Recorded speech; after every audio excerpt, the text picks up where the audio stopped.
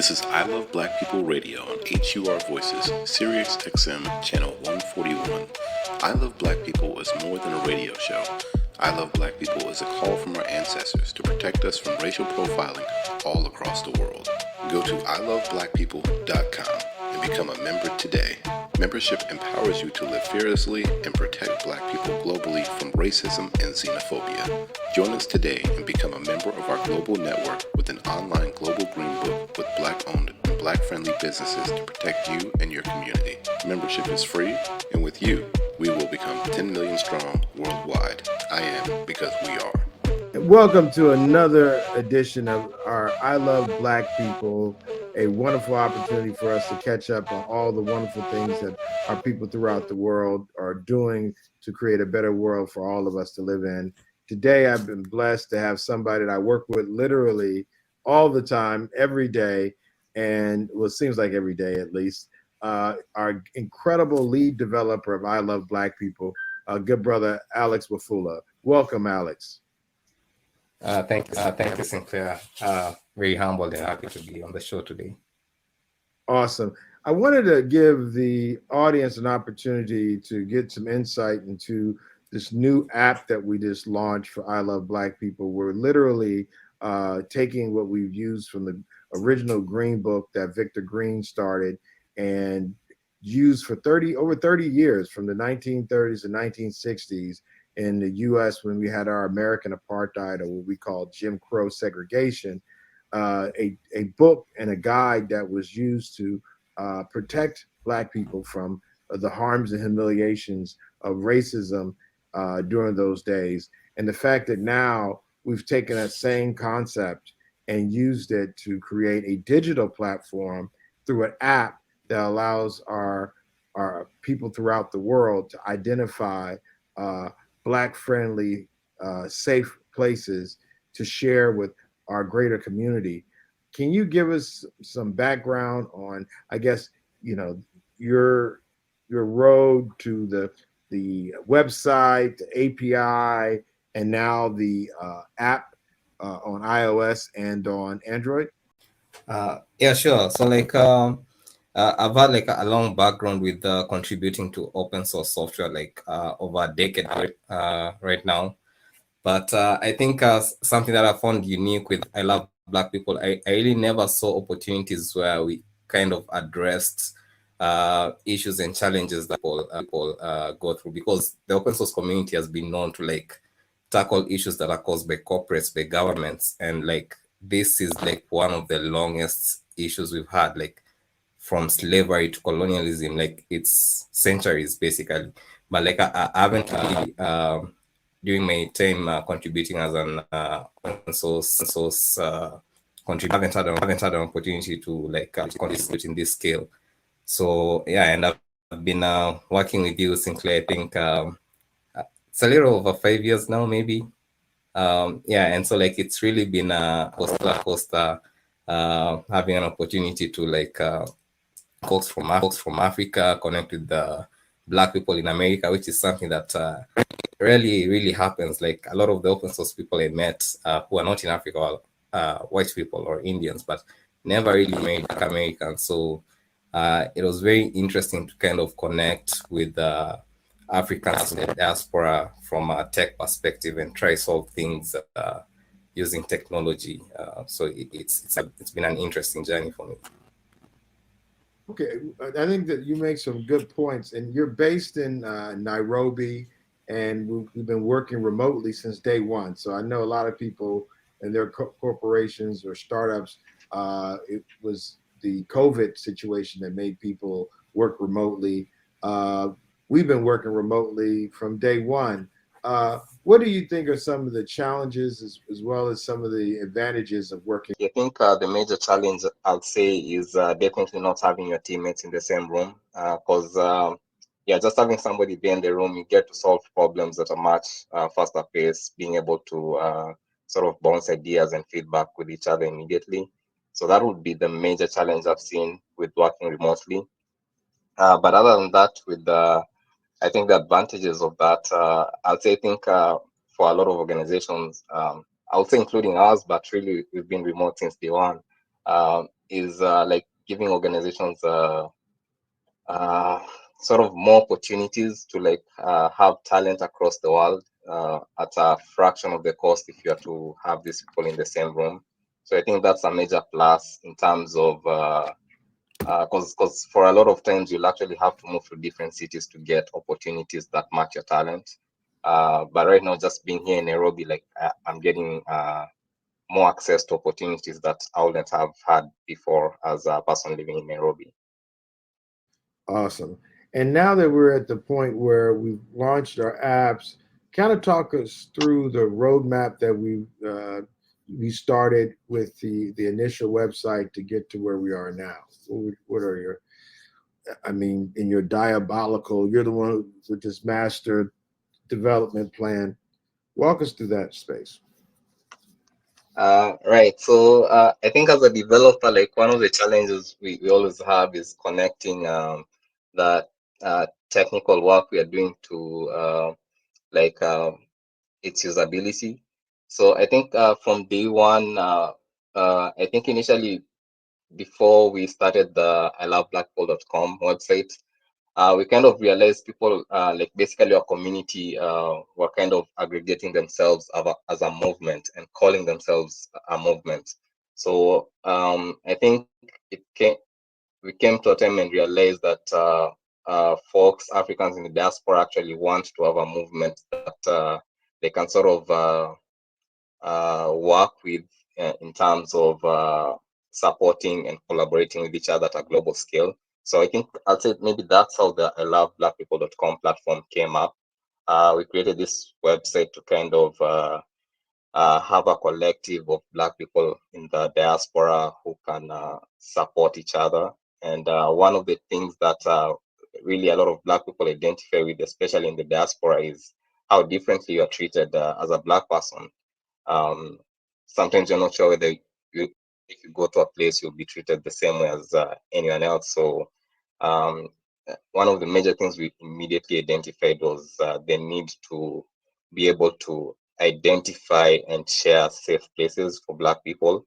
And the way that this made sense was if I'm a Black person and I've traveled to a place, initially I didn't have a good experience, but over the years, maybe I came to know like specific sections within that city that were friendly to me.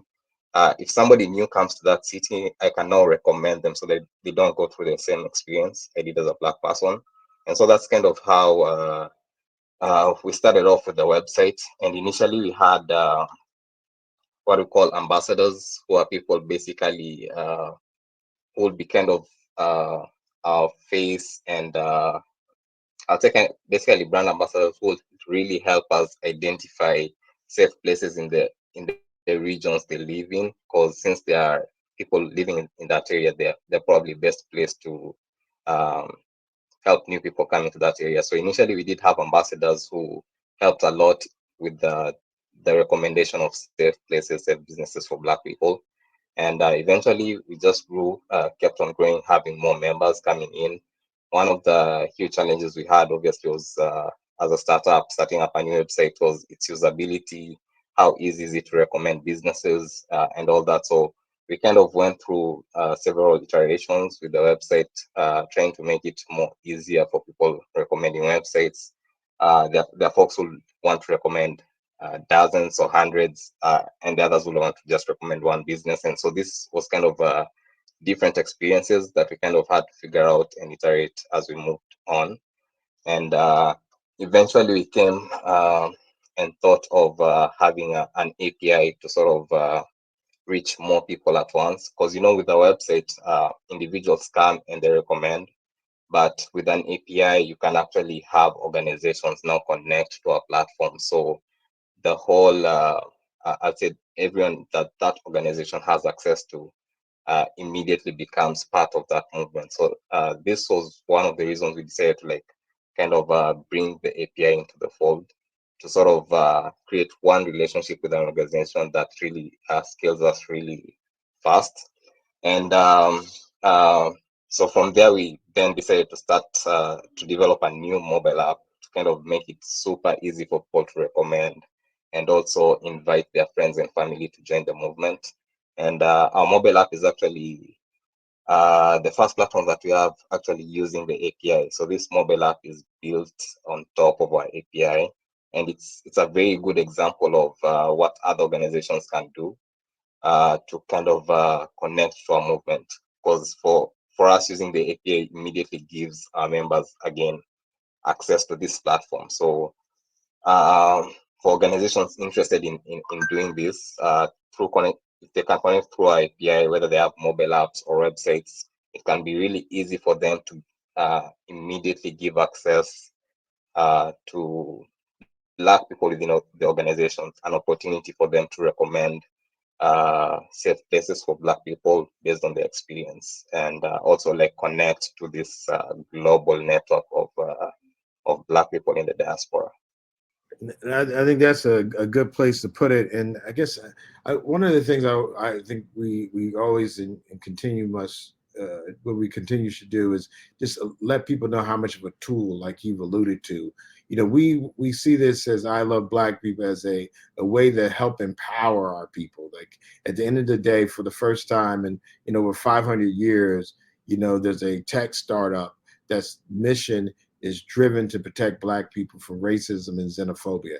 So all the racial profiling issues, we support all those organizations that protest, that march, that stand up and fight for proper legislation, all those things.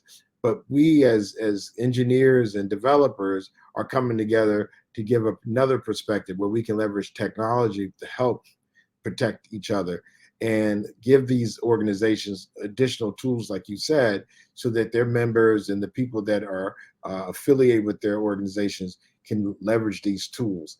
What are some of the things that you see as being key as we are sharing this with our members and people in general?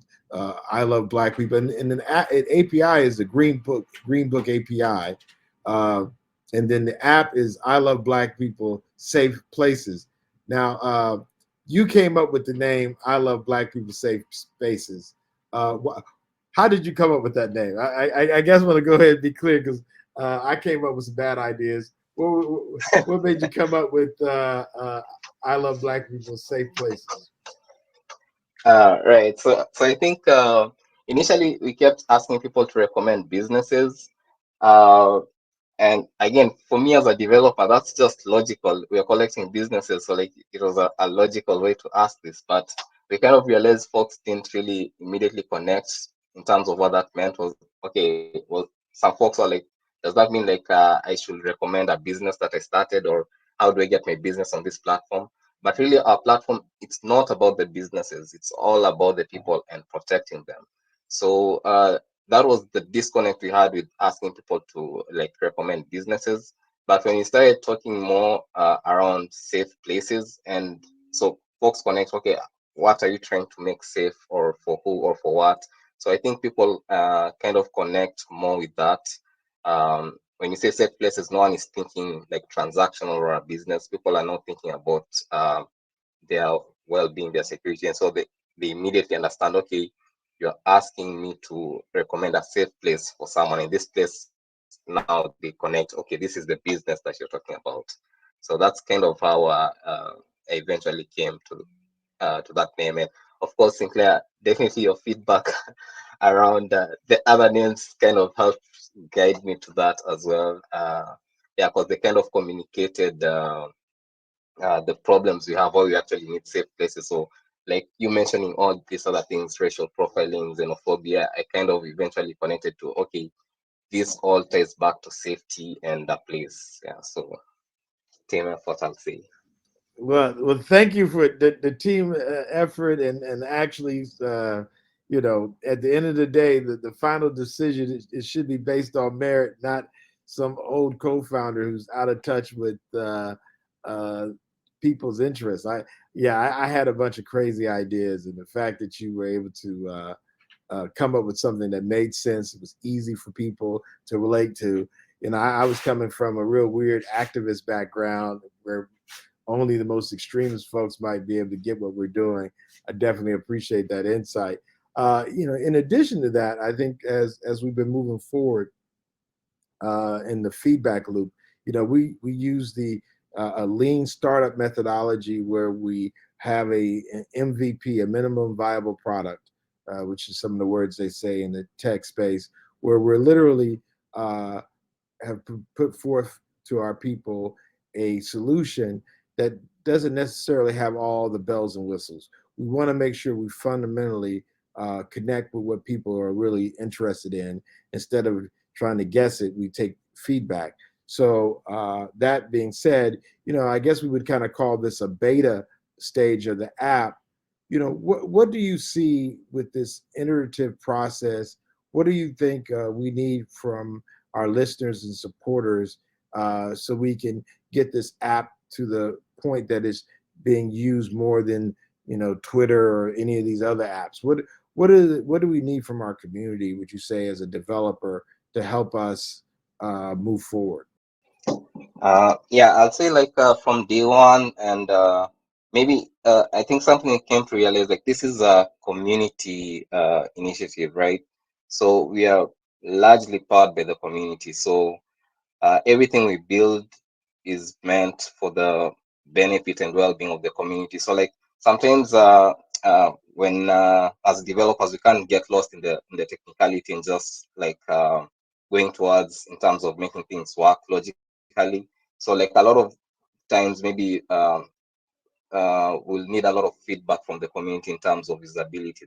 Does this make sense to you as a user? When we ask you to like versus recommend, do these words sound differently for you? Like, we would like that kind of feedback from our community in terms of what makes sense, whether all the features that we develop on the applications are actually working. Because especially this being an MVP and being at the very initial stages of development, we do expect to have like maybe minor features here and there, bugs. So like we're really leaning towards the community in terms of getting feedback on what's working, what's not working, what would you love to see on the app.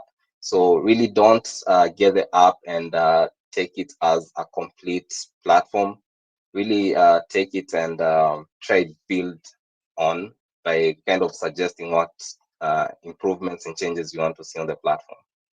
So like that would be really helpful in terms of helping us develop the upcoming versions of the application. I think that's a great point.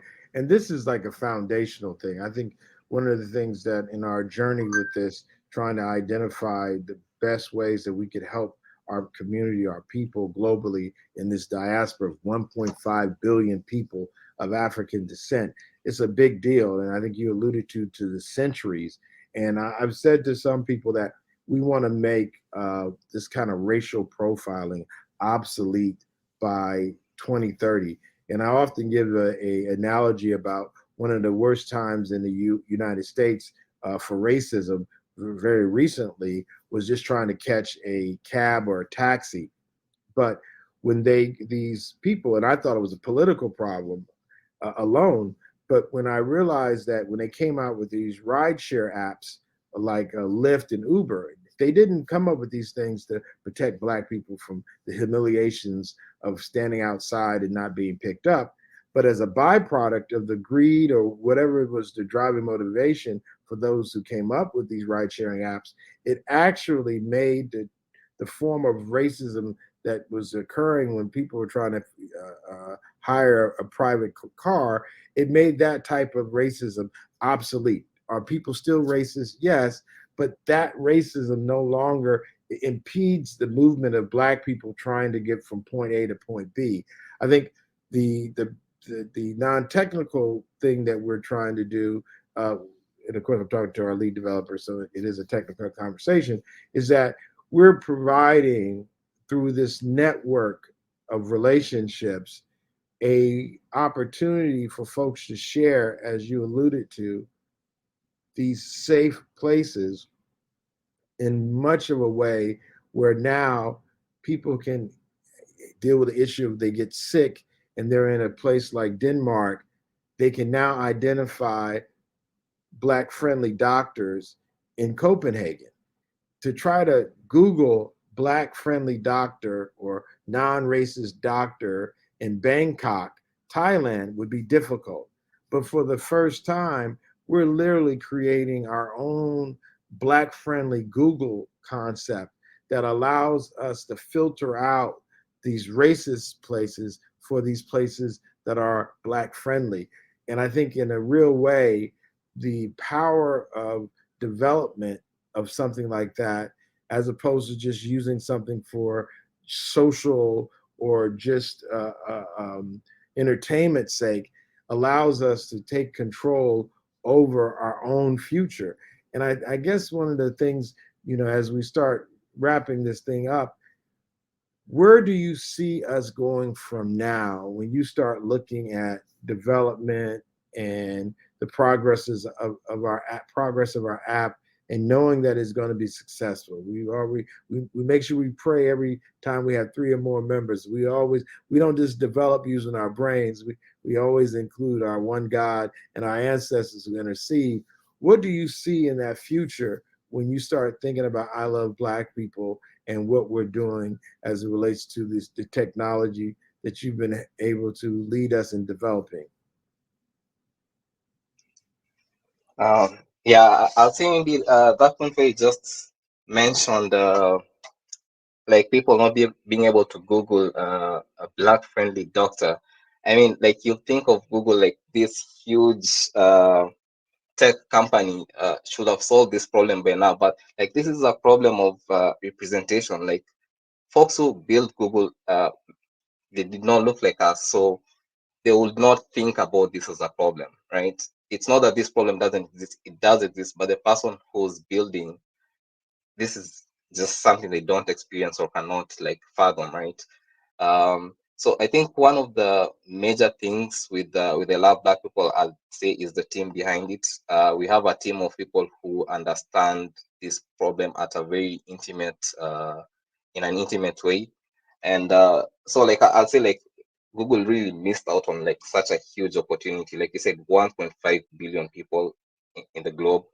So I really see us as a tech company, driven and led by Black people, like really sky's the limit. There's a lot to do. There's a lot of opportunity, and we actually now have developers and a team that can actually build this out.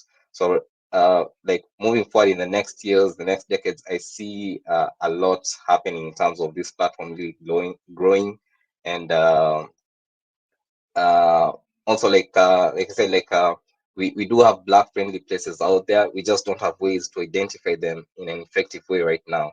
Like Google was able to see we have businesses in the world, but there's no effective way for people to like easily find them, and they built a platform for that, which is worth billions right now. So like just thinking about that and now using the same analogy with the safe places for Black people, 1.5 billion people in the globe. I mean, just do the math. There's a lot to do and a long way to go from here. Yeah, and I think even piggybacking on that, as we start doing more integrations, which means more work for you and us as a team, um, building it with these 8 categories we have: healthcare, we have places to stay, places to eat, uh, we have childcare slash education, transportation, beauty, legal, and finance. We build out this incredible, network of safe spaces. One of the things that we've even discussed, and again, we haven't got the technical part of it, but literally creating a global healthcare network now, where we've now aggregated all these Black-friendly healthcare providers, or even coming up with an international school system, where literally we've identified all these Black friendly educators globally. And now we have a way to interact with them and engage them, that now we could create our own school system. And so often people are talking about the metaverse and a virtual world, where we're literally building something in the real world that could actually create the world we want to live in. I think was powerful and so timely with the work that you're doing, Alex. Even when I was in Poland, and we used a lot of the feedback that we're getting from our members from there, who were helping our African brothers and sisters fleeing the war as well as racism in Ukraine, that having a way to store information that is critical to our community in a way that people can access it without even knowing each other, but yet have that critical information so that it's captured like that, was definitely something that was very helpful and will continue to be helpful. And just definitely appreciate all your hard work and dedication along with the team to lead in this way, to be dedicated to changing the lives of our future children, to praise and honor our ancestors who sacrificed. Now, they may not had to sacrifice with development as coders, but they did sacrifice in ways that we probably could never imagine. And with that being said, I am because we are, and I definitely am because of Brother Wafula and the hard work of our team. Thank you so much for joining, brothers, and thank you so much, everyone, for your support of us. I am because we are again. This is I Love Black People Radio on HUR Voices, Sirius XM Channel 141. I Love Black People is more than a radio show. I Love Black People is a call from our ancestors to protect us from racial profiling all across the world. Go to ILoveBlackPeople.com and become a member today.